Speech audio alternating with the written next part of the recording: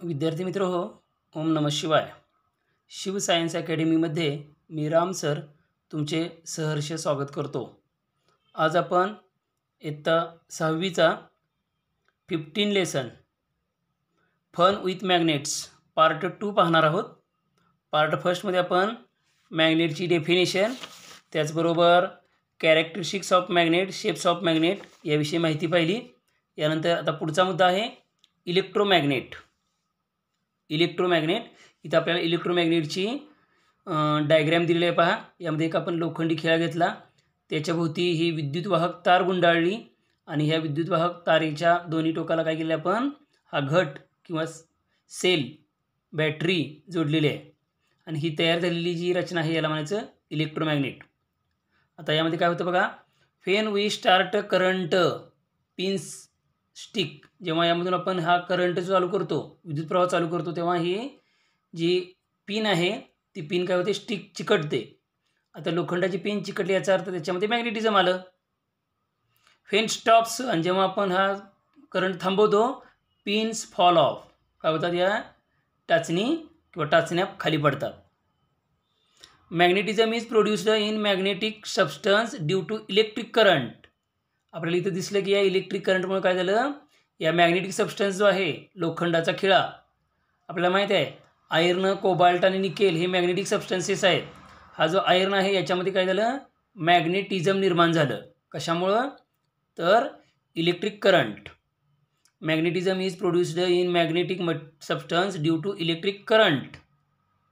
When it put off magnetism vanishes, आणि जेव्हा हा करंट आपण बंद करतो, put off magnetism vanishes, magnetism निघून जातं. करंट चालू असेल तेव्हा मॅग्नेटिझम येतं, करंट नसेल तेव्हा मॅग्नेटिझम निघून जातं. Is called electromagnet. याला काय म्हटलं जातं, इलेक्ट्रोमॅग्नेट असं म्हटलं जातं. ही इलेक्ट्रोमॅग्नेटची डेफिनेशन आहे, या मॅग्नेटिझमपासून इथंपर्यंत, इलेक्ट्रोमॅग्नेटपर्यंत. पुढं पहा, इलेक्ट्रोमॅग्नेट इज टेम्पररी मॅग्नेट. हा काय आहे, टेम्पररी म्हणजे तात्पुरता मॅग्नेट आहे, तात्पुरता चुंबक आहे. It is used in doorbell, crane etcetera. याचा कुठं वापर केला जातो इलेक्ट्रोमॅग्नेटचा, तर डोअरबेलमध्ये, क्रेनमध्ये इत्यादी ठिकाणी याचा वापर केला जातो. हा टेम्पररी मॅग्नेट आहे. आता पुढचं परमनंट मॅग्नेट जे आहेत आपण आतापर्यंत पाहिलेले, या पाठामध्ये अगोदर आपण पाहिलेले permanent magnet. Permanent magnets used in pin holder, टाचणीचा जो बॉक्स आहे त्यामध्ये पिन होल्डर, कबर्ड डोअर्स, कपाटाचे दरवाजे, फ्रीज डोअर, स्पीकरमध्ये वापरले जातात, टॉयज म्हणजे खेळणी, यामध्ये परमनंट मॅग्नेट वापरले जातात. पुढे पहा, permanent magnets are made from, हे कशाचे बनवलेले असतात, mixture of iron, cobalt, nickel. हे जे मॅग्नेटिक सबस्टन्सेस आहेत त्याच्या मिक्सचरमधून किंवा त्यांच्याबरोबर इतर पदार्थ मिक्स करून हे परमनंट मॅग्नेट्स बनवले जातात. Example, अल-निको material. अल-निको हे मॅग्नेटचं मटेरियल आहे. हा मॅग्नेट आहे, तो कशापासून बनवला जातो, ॲल्युमिनियम, निकेल, कोबाल्ट. Al म्हणजे ॲल्युमिनियम, Ni म्हणजे निकेल आणि CO म्हणजे कोबाल्ट. अल-निको, ॲल्युमिनियम, निकेल, कोबाल्ट यापासून अल-निको बनवलं जातं. पुढं बघा, ब्रिटिश सायंटिस्ट मायकल फॅरेडे, ब्रिटनचा, इंग्लंडचा एक शास्त्रज्ञ आहे मायकेल फॅरेडे, त्याने काय केलेलं आहे, डेव्हलप्ड टेक्निक, त्याने एक तंत्र शोधलं of producing electricity from magnet. या मॅग्नेटपासून, चुंबकांच्यापासून इलेक्ट्रिसिटी, विद्युत निर्मिती करण्याचं तंत्र या मायकेल फॅरेडेनं शोधलेलं आहे. पुढचा मुद्दा आहे मॅग्लेव ट्रेन. चुंबकाची ट्रेन, तिचं नाव आहे मॅग्लेव ट्रेन. बघा, प्रॉपर्टीज ऑफ इलेक्ट्रोमॅग्नेटिझम, आपण मागचाच मुद्दा पाहिला इलेक्ट्रोमॅग्नेट, तर हे इलेक्ट्रोमॅग्नेटिझम ही property, and repulsion in like poles ही दुसरी property. Repulsion in like poles, समान ध्रुवांच्यामध्ये रिपल्शन, प्रतिकर्षण, या दोन properties used in maglev train. या ट्रेनमध्ये या दोन प्रॉपर्टीचा वापर केला जातो. कोणकोणत्या प्रॉपर्टी, तर इलेक्ट्रोमॅग्नेटिझम ही पहिली प्रॉपर्टी आणि दुसरी रिपल्शन इन लाईक पोल्स. ठीक आहे. Due to repulsion between train and rails, आता ही ट्रेन ही दिसते ही ट्रेन आणि याच्या खालचे जे रूळ असतात त्याला आपण रेल्स म्हणतो. तर त्यांच्यामध्ये रिपल्शन असतं. Due to repulsion between train and rails. आता रिपल्शन असण्यासाठी या ट्रेनच्या याला जो शेवटी तळाला जो आहे पोल, तोच पोल खाली असला पाहिजे. म्हणजे 2 सेम पोल असेल तर त्यांच्यामध्ये रिपल्शन असतं. रेल्सवर जो पोल आहे तोच पोल ट्रेनच्या चाकांच्यावर असणार. म्हणजे NN असेल किंवा SS असेल. तर due to repulsion between train and rails friction not occurs. इथं फ्रिक्शन घर्षण होत नाही. And train slides with great speed. आणि ही ट्रेन काय होते अतिशय वेगानं अशी काय होते स्लाईड होते म्हणजे घसरत जाते.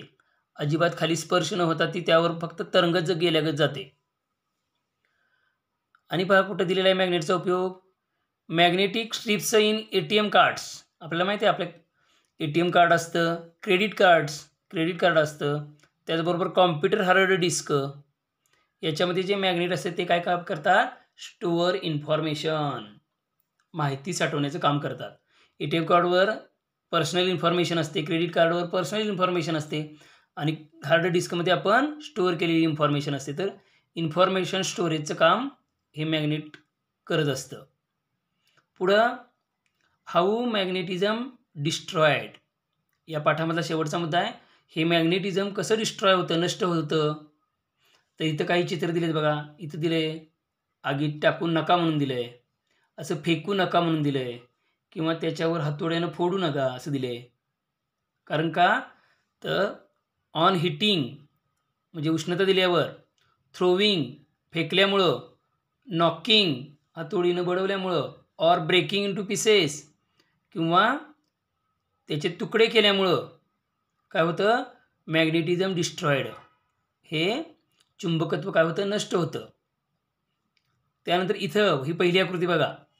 इथे आकृती दाखवलेली आहे, इथे ही रेषा दाखवलेली आहे आणि इथे दिलेलं आहे खाली मॅग्नेट कीपर. काय दिलेलं आहे मॅग्नेट कीपर. तुम्ही पुस्तकामध्ये आकृती बघू शकता. तर त्याची मॅग्नेट कीपरची डेफिनेशन पहा.